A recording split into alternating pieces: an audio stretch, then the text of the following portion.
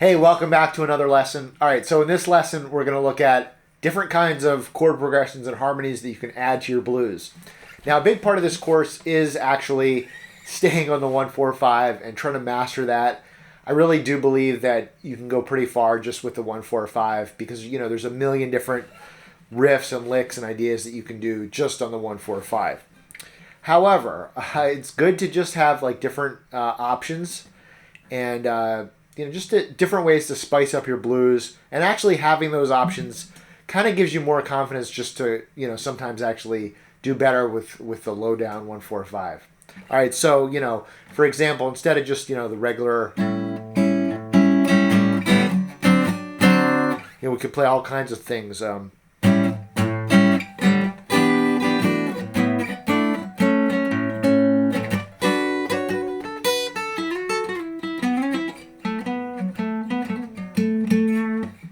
All right, so we'll get into all that.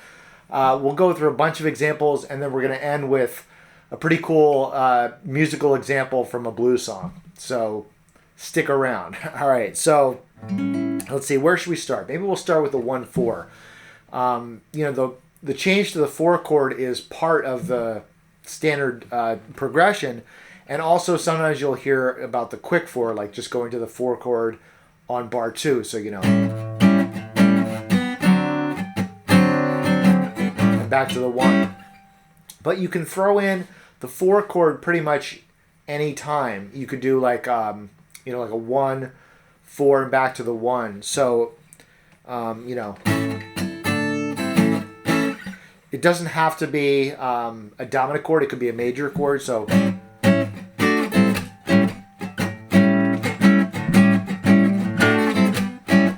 this is like just like a little bar here with a pinky. That's like our 4 chord, and you can do like a little pull off, so you're kind of hitting this one just for like just like a beat or half a beat.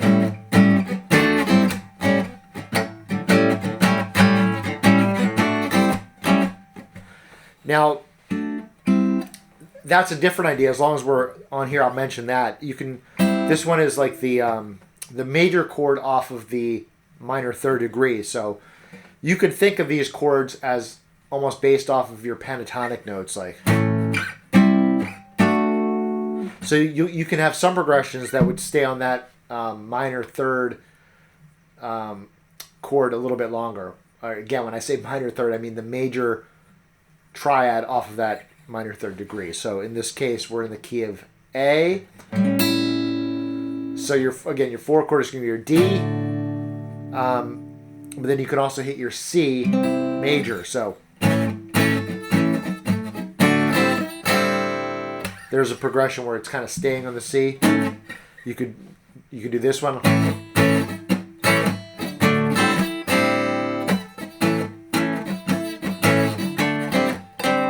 And notice I'm barring this, and I can even get the full bar with when I hit the A note with the C. That really becomes like a C6, so kind of sounds cool.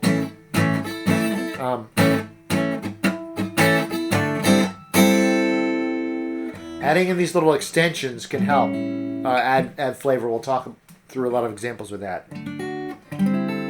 So now you can do this one. So barely staying on the D this time.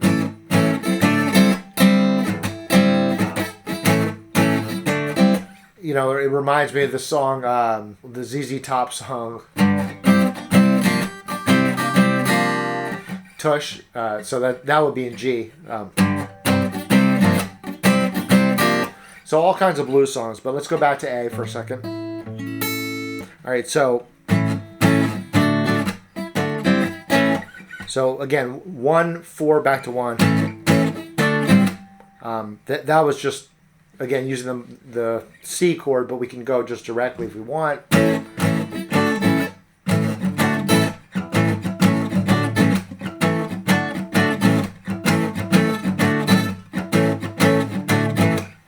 All right, let's see.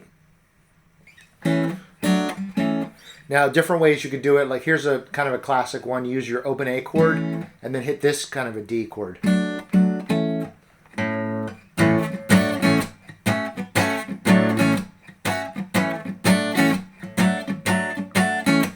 Okay, so you could go up the neck and harmonize, you know.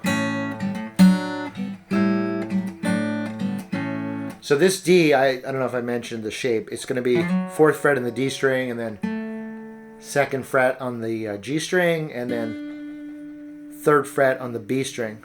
And then you could play this or this. So this would just be these 2 frets on the 5th fret on the D string and the on the B string, with your open G string just open. Or like that. So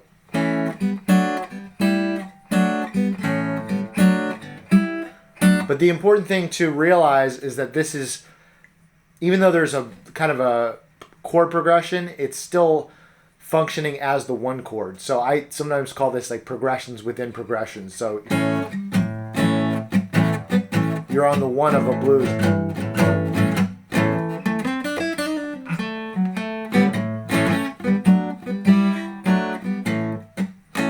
Now there's all different kinds of ways to harmonize this. You could do this one.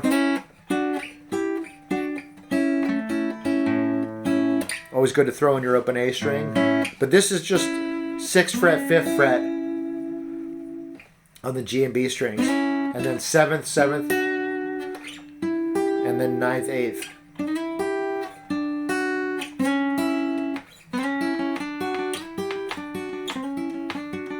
You can kind of arpeggiate it like that.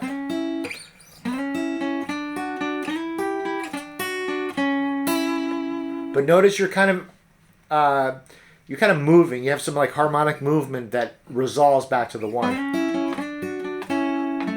So here's a little lick right there,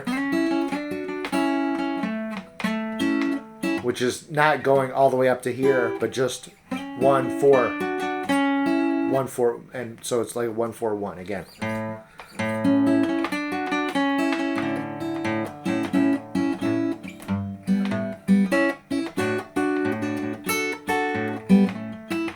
You could do this one. Again, many possibilities. I'm just trying to get the point across. This is like a 1 4 1 type of idea. So sometimes when you're throwing in these kind of harmonized licks, a good technique is like just throw in the chord and then add some of the licks with it. So.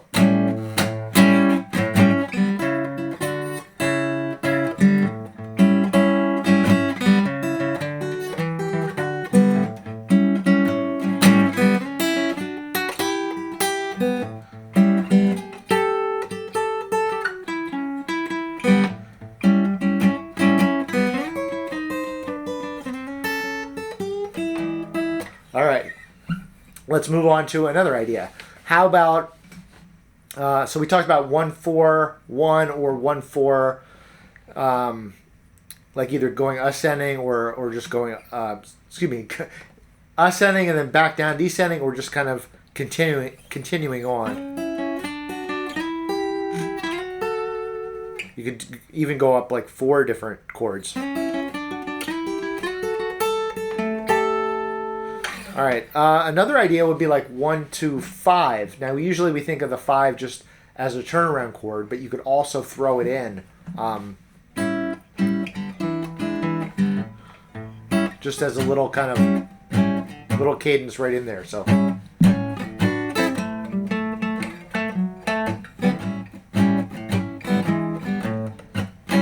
Almost like a mini turnaround, right?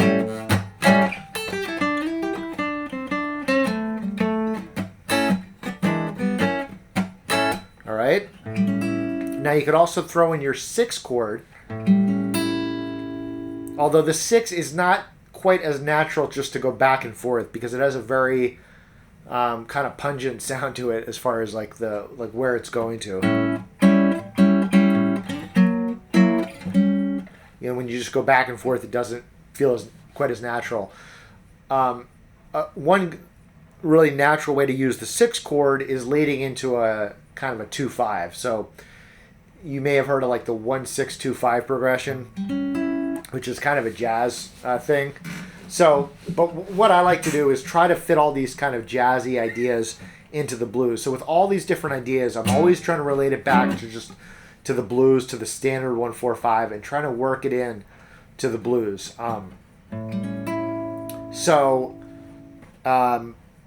Let's talk about the 2-5, and then we'll talk about the 1-6-2-5. So, and I guess it's a good time to talk about a little bit of music theory.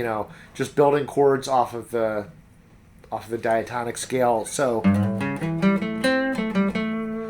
if you're familiar with how the music theory works, if you were in A major, the 1-6-2-5 would actually be like an A major 7, and then an F sharp minor 7, B minor 7, and then E7 or E dominant 7. So you have.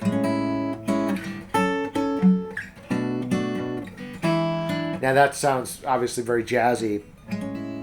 When we're in blues, sometimes we need to reimagine things kind of centered around the Mixolydian scale. So what that means would be that instead of this major 7, we have our natural, our dominant 7 chord, which is pretty normal for blues. So now also we can get sort of away from like a strict diatonic interpretation. So when we go to the 6, we can play just a dominant 7 instead of the minor 7.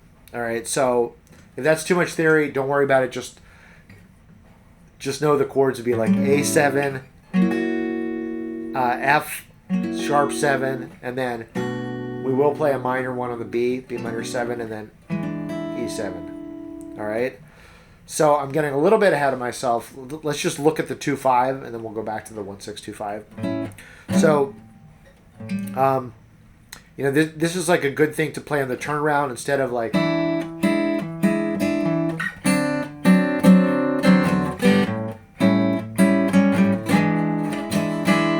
Instead of that, we could play.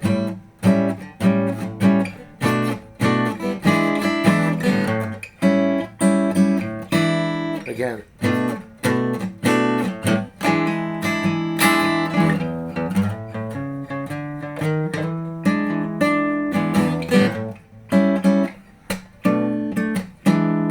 You can throw it in the middle of the blues.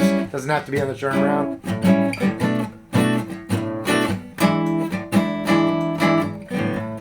Now with the 1-6-2-5, I think the most natural place to use that is sort of coming into the turnaround. So let's see. We'll just play through a blues and see how we do here. So 1, quick 4, back to the 1, 4, back to the 1,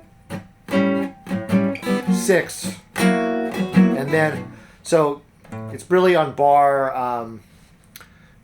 8. So you're coming back from the bar 6, bar 7, bar 8, and then 9, 10, 11, 12. All right, so.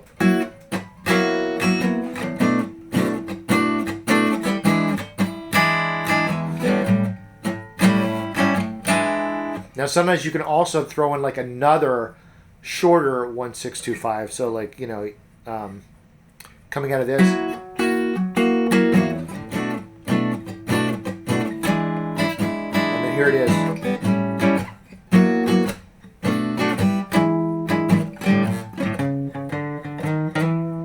All right. Well, let's see what else can we do. Another thing you can do is play it backwards. So you can play instead of 2-5, you can play a 5-2.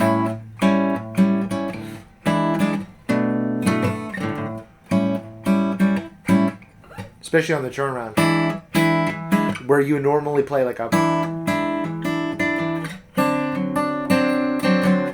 You could play.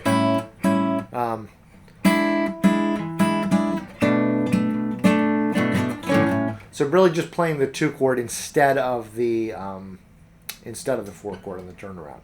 All right, another thing you can do. Don't worry, we got a million ideas here. So I'm going to try to load you guys up, and then we'll get to the blues song at the end. So keep watching. All right, so now another thing you can do is play a dominant chord off that C. We talked about that in the context of, but those were major chords. So we could play it just as a dominant chord like this.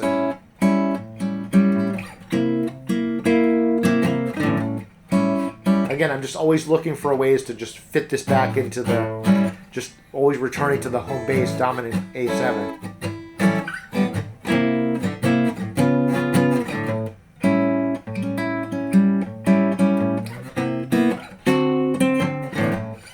So very similar idea, except we're going to be using dominant chords here.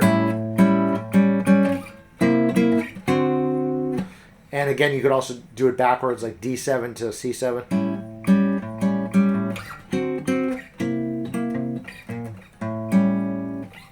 All right. Now you could also try to get some chords off of the second degree that aren't necessarily the 2 chord. We'll talk about the 2 chord itself in a second. So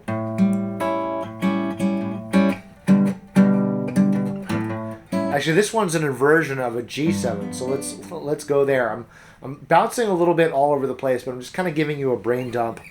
I do have some notes here that I'm trying to remember some of these ideas, but I'm just kind of going as these ideas make sense. Okay, so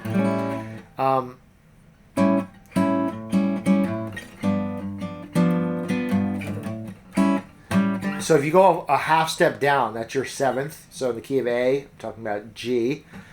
So I can go from my A7 to a G7. Sounds very natural, very bluesy.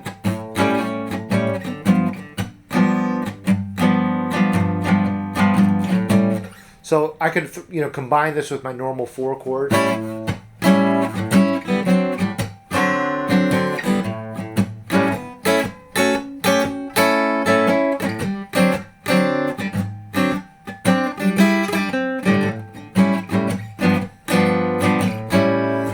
Kind of throw these things in anywhere. Now, obviously, not every place or every time you're going to use it is going to sound good. If you're just kind of experimenting, that's the whole point of experimenting. You see what works, what doesn't, and just try to remember or take note of it. Record yourself, whatever your process is. Just see what you like and what you don't like. So, yeah, just going a half step down. It's also related to the arpeggio extensions, which I'll talk about in a second as well. But yeah, just the 7th chord. Now you can also do it as a major chord. So a lot of reggae songs will do that.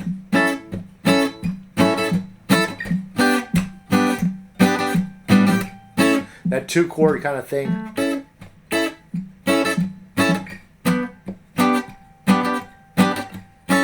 So if it's like, I used to see songs like that as oh, it's G to A, and then not really being clear on why it sounds like it should, be in, if I was playing like a lead or something, it would sound better in A, because it's really the A that's the root, and this is just the 7th.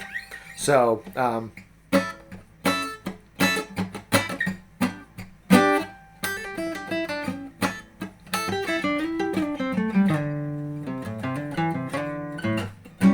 anyway, that's a little bit of a tangent, but that's where that comes from. It's just the 7th degree. All right, so you can always throw in a full step below. So let's talk for a second about what I call the arpeggio extensions. It's a little bit more music theory, but basically, we build chords by skipping notes. So, A7, we're in A mixolydian. We skip over our B to go to our C sharp. Skip over our D to go to the E. And then skip over our F to go to the G. Or F sharp, I guess. So Now, if we keep going, then you get your C sharp minor 7 flat 5, and you can basically build a 4-note chord off of each degree. So the 1 is going to be, if this is an A mixolydian, the chord based on the 1 is going to be A7. The chord off the 3 is going to be your C sharp minor 7 flat 5, like I said. So this shape is going to be 4 5 4 5. But there's obviously different ways you could voice that on the neck. And then off your 5th would be E minor. So we haven't really talked about this chord yet, but this is like your minor 5.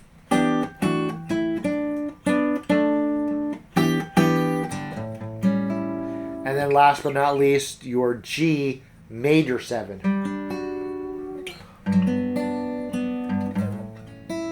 So the interesting thing about the G, it works as like a major chord, dominant, or major 7, really. So if you were thinking in terms of like diatonically, like strictly within A mixolydian, you would not play a G7. You would play a G major 7.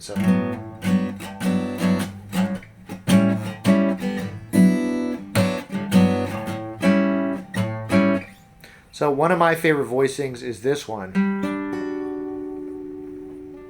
for the G major 7. That's just 5th fret, 7th, 7th.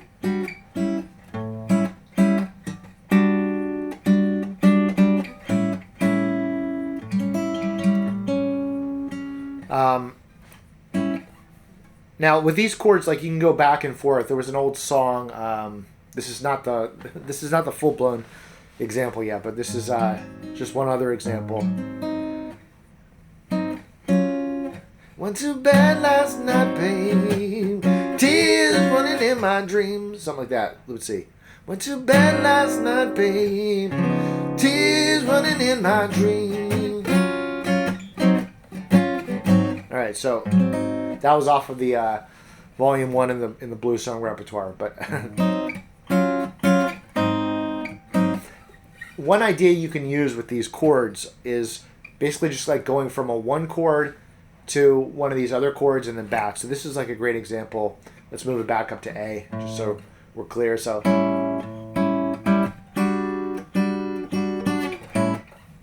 in that other tune I was mentioning, it goes to the 4 chord, and then it does that 1. So A7, G major 7, A7.